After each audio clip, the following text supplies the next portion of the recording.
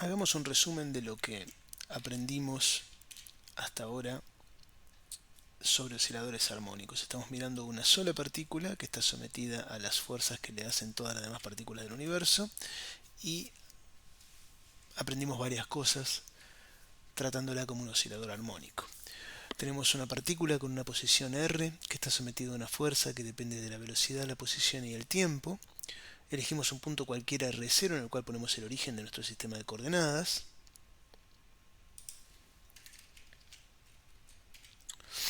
De modo tal que R0 va a ser 0.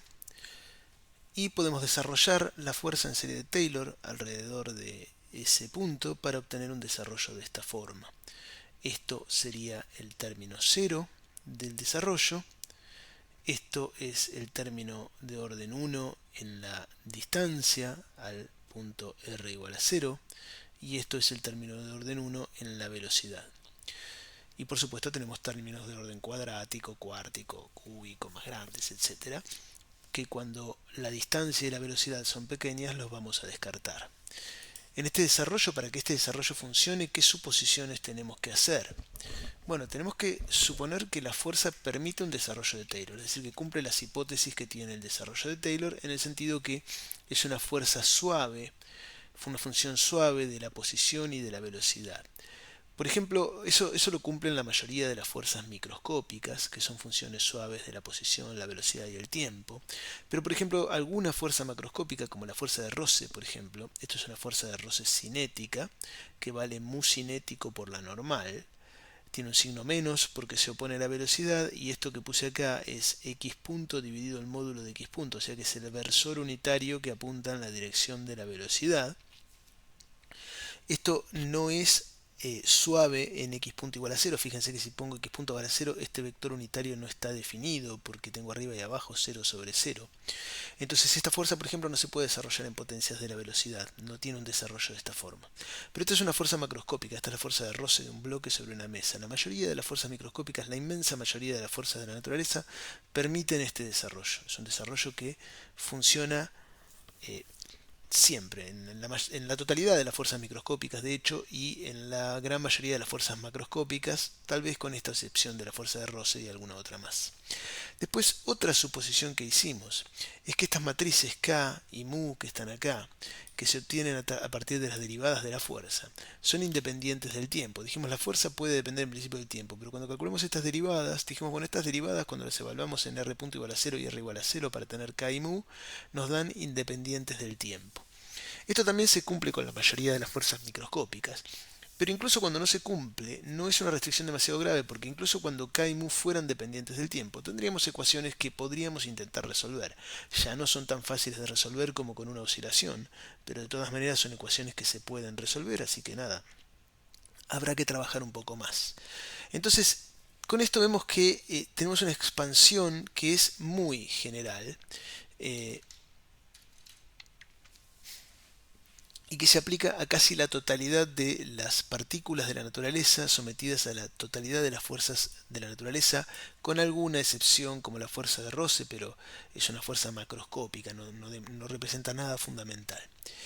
En esta expansión, por supuesto, el orden más bajo es una función del tiempo que representa la fuerza externa sobre la partícula, esto, que representa la fuerza que la hace oscilar alrededor de su posición de equilibrio. Utilizando el teorema de Fourier, que nos dice que cualquier fuerza se puede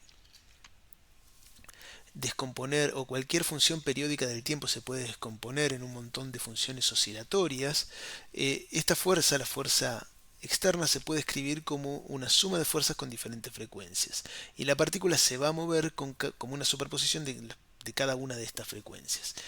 Después el primer orden en la posición, es decir, este término que está acá, K por R. La matriz K representa la respuesta elástica, ¿no? Es como la constante de Hooke, de respuesta elástica del material. En otras palabras, nos está dando la constante de restauración de la fuerza restauradora. Si calculamos los autovalores, en realidad los autovalores de K sobre M, obtenemos las frecuencias naturales de la oscilación, y los autovectores corresponden a las direcciones en las que se mueve el sistema con cada una de las frecuencias naturales, ¿no? Los autovectores de esta matriz me dan las direcciones naturales de oscilación, los autovalores me dan las frecuencias naturales de oscilación. Si alguna de estas frecuencias normales coincide con las frecuencias de la fuerza externa, con alguna de las frecuencias en las cuales se descompone la fuerza externa, entonces se produce el fenómeno de resonancia y la amplitud empieza a crecer linealmente en el tiempo. Ahora bien, el primer orden en la velocidad, es decir, este espacio que está acá, la matriz Moore representa la disipación, se representa algo así como lo que se llama la fuerza de arrastre, ¿no? O sea, es como si esto estuviera metido en un líquido y estuviera siendo arrastrado por el líquido cuando se mueve hacia adelante o hacia atrás, estuviera siendo frenado por el líquido. Esta fuerza de arrastre o de fricción limita el fenómeno de resonancia, porque hace que la resonancia nunca pueda, la amplitud nunca pueda crecer linealmente sin límites, va a crecer hasta que llega a una amplitud máxima que está determinada por la intensidad de la fricción. Y puede haber, por supuesto, una disipación fuerte o supercrítica, una disipación débil o subcrítica y una disipación en el medio, que es la disipación crítica.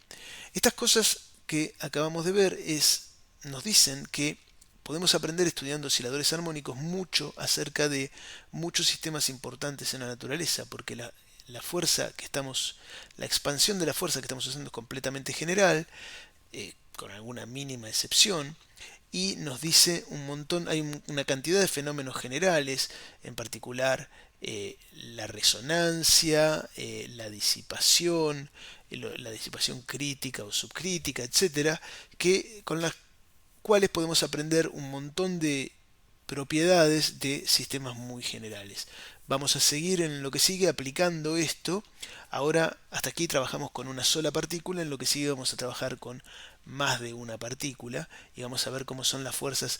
Hasta ahora lo que estábamos mirando, voy a volver al dibujito que estaba mucho más arriba.